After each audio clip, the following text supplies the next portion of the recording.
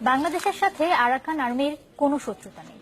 তাদের যুদ্ধ মিয়ানমারের সামরিক জান্তার বিরুদ্ধে, কারণ তারা চান আরাকান রাজ্যের স্বাধীনতা। এসব বলেছেন মিয়ানমারের বিচ্ছিন্নতাবাদী সংগঠন আরাকান আর্মির নেতা রানিন সো।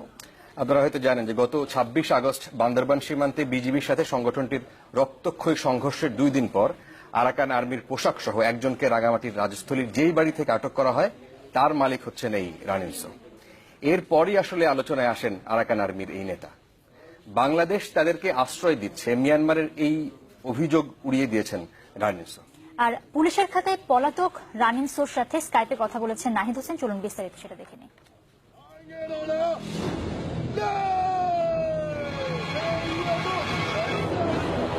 হঠাৎ আলোচনায় আরাকান আর্মি।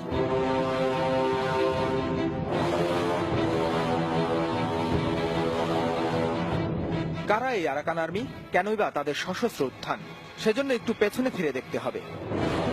১৭৮৪ সালে তৎকালীন বার্মার কুনবাং সাম্রাজ্যে অন্তর্ভুক্ত হওয়ার আগ পর্যন্ত স্বাধীন ছিল আরাকান রাজ্য। তখন থেকেই রাখাইনদের রাজ্যে শুরু হয় বার্মার শাসন। এরপর ১৮২৬ সালে আরাকান রাজ্য চলে যায় ব্রিটিশদের হাতে। ১৯৪৮ সালে উপনিবেশ থেকে মুক্তি পেলেও সমস্যা রয়েই যায়। মিয়ানমারের শাসকের বিরুদ্ধে আন্দোলন আর স্বাধীনতার আকাঙ্ক্ষা থেকেই তৈরি হয় আরাকান আর্মি। সীমান্তের ওপারের এসব বিরোধের রেশ পড়েছে বাংলাদেশেও। ২৬ আগস্ট বড়মদক সীমান্তে বিজিবি আরাকান আর্মির গোলাগুলির পরই শিরোনামে জনৈক রানিন সো। রাঙামাটিতে যার ৩ তলা বিলাসবহুল বাসভবন, বিভিন্ন খবরে যার পরিচয় আরাকান আর্মির নেতা হিসেবে। রানিন সোকে না পেলেও তার বাড়ি থেকে আটক করা হয়েছে 2 কেয়ারটেকার, ল্যাপটপ, মোটরসাইকেল, পোশাক আর ঘোড়া। এই ঘোড়া নিয়েই বিজিবি আরাকান আর্মির সংঘর্ষের সূত্রপাত বলে খবরে প্রকাশ। স্কাইপ কথোপকথনে রানিন সো জানান কেন তাদের এই স্বাধীনতার সংগ্রাম। 70-80 বার্মার রাজারা অকুপাই করছে আরাকানকে। সেখান থেকে আরাকানটা আজকে পর্যন্ত এটা কলোনি দেশ হিসাবে আছে। প্রতি বছর 100 বিলিয়ন ইনকাম করছে এখান থেকে। যদি এটা সহ বা মিশ্রা নিয়ে যাও, আমার জন্য কিচ্ছু রেখে না। সেজন্য আমার আরাকানিস্ট আমি ডিসিশন করে যেভাবে হোক আমার স্বাধীন নিতে হবে।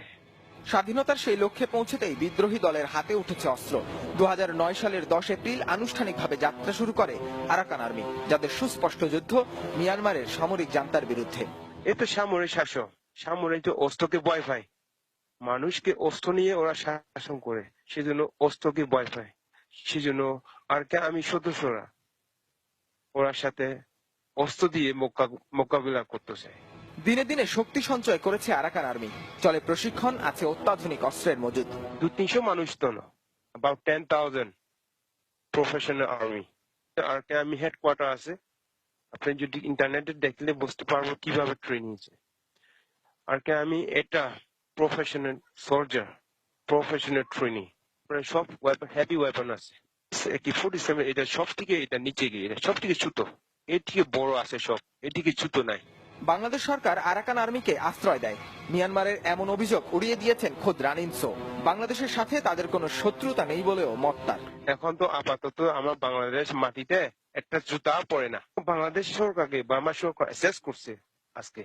বাংলাদেশ সরকার আমিকে এখানে শেল্টার দিছে। আসলে বাংলাদেশ সরকার আমিকে শেল্টার দেয় না, ওরা বর্ডারে থাকে, বাংলাদেশে থাকে না।